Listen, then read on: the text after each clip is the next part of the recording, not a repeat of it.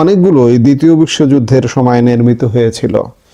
দেশটির সরকারি সূত্র টাইমস অফ ইন্ডিয়াকে জানিয়েছে, এই উদ্যোগের লক্ষ্য আঞ্চলিক যোগাযোগ জোরদার করা এবং এমন এক সময়ে বাংলাদেশের সঙ্গে সীমান্তবর্তী রাজ্যগুলোকে কার্যকর প্রস্তুতি নিশ্চিত করা, যখন দুই দেশের দ্বিপক্ষীয় সম্পর্ক সাম্প্রতিক বছরগুলোর মধ্যে সবচেয়ে নাজুক অবস্থায় আছে।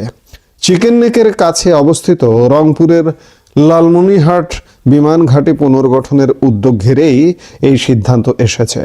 চিকেন স্নেক ভারতের উত্তর পূর্বাঞ্চলকে মূল ভূখণ্ডের সঙ্গে যুক্ত করে। ইতিমধ্যে ভারত এই অঞ্চলে তাদের সামরিক উপস্থিতি বাড়িয়েছে। বিভিন্ন সংবাদ মাধ্যম সূত্রে আপনারা জেনেছেন, আমরাও এগুলো নিয়ে বিভিন্ন সময়ে কথা বলেছি।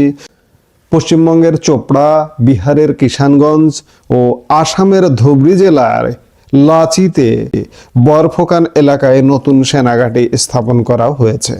যেসব বিমান ঘাঁটি সংস্কারের জন্য চিহ্নিত করা হয়েছে সেগুলোর মধ্যে রয়েছে জলপাইগুড়ির আমবাড়ি ও পাঙ্গা, দক্ষিণ দিনাজপুরের বালুরঘাট, মালদহের ঝলঝলিয়া ও আসামের ধুবড়ী। পশ্চিমবঙ্গের কোচবিহার এবং আসামের কোকরঝাড় জেলার রূপসী বিমান ঘাঁটি ইতিমধ্যেই চালু রয়েছে। দ্বিতীয় বিশ্বযুদ্ধের সময় উত্তর পূর্বাঞ্চল জাপানি বাহিনীর বিরুদ্ধে বার্মা বর্তমান মিয়ানমার অঞ্চলে মিত্র বাহিনীর অভিযানের জন্য একটি গুরুত্বপূর্ণ রসদ ঘাঁটি হিসেবে ব্যবহৃত হয়েছিল।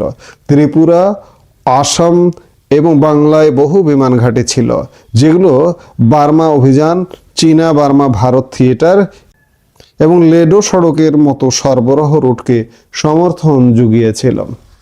আমি আজকের দিনের আরেকটি কন্টেন্টেই বলেছিলাম এবং সংবাদ মাধ্যমে এসছে যে ভারতীয় সেনাপ্রধান উপেন্দ্র দ্বিবেদী গতকাল মঙ্গলবার সংবাদ সম্মেলনে বাংলাদেশের প্রশংসা করেছেন। বিশেষ করে বাংলাদেশ সশস্ত্র বাহিনীর প্রশংসা করেছিলেন এবং বাংলাদেশ সশস্ত্র বাহিনীর সঙ্গে তিন বাহিনীর সঙ্গে ভারতীয় তিন বাহিনীর যে নিবিড় যোগাযোগ আছে, অফিসাররা এখানে আসছেন, তারা এখান থেকে যাচ্ছেন, ট্রেনিং নিচ্ছেন, প্রশিক্ষণ নিচ্ছেন, সম্পর্ক স্বাভাবিক রেখেছেন।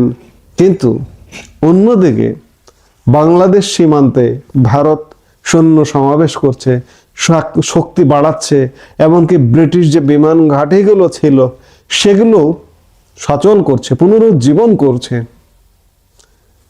এগুলো আসলে বলতে পারেন যে আগামীর বাংলাদেশটা কি হবে। এই বর্তমান সরকারকে তো ভারত আসলে কাউন্ট করে না বা করছে না। কূটনৈতিক সম্পর্ক বলতে গেলে বলা যায় একদম নেই। এই সরকার ভারতের যে কোনো সরকারি পর্যায়ে বা ভারতীয় কোনো সংস্থাকে চিঠি দেয়, সেই চিঠির পর্যন্ত উত্তর পায় না। তাহলে কি আপনি বলবেন যে কূটনৈতিক সম্পর্ক আছে? কূটনৈতিক সম্পর্ক নেই। ভারত যেটি করছে যে বাংলাদেশের জনগণের সাথে আসলে যোগাযোগ রাখছে। এই মাটির সঙ্গে, এই ভূমির সঙ্গে কে এখানে কোন দখলদার বাহিনী সরকার দখল করলো তার সাথে যোগাযোগ রাখছে না। কিন্তু এই যে সম্প্রতি আগামী শীঘ্রই 1 মাসের মধ্যে যে নির্বাচনটা হয়ে যাবে, এটা ভারত সরকারও মনে করছে। এবং নির্বাচন হয়ে গেলে নির্বাচন পরবর্তী সময়ে যে সরকারটি আসবে সেই সরকারের ভূমিকাটা কি হবে, সেই সরকারের প্রতিটি স্টেপ, প্রতিটি পদক্ষেপ কিন্তু কাউন্টেবল হবে।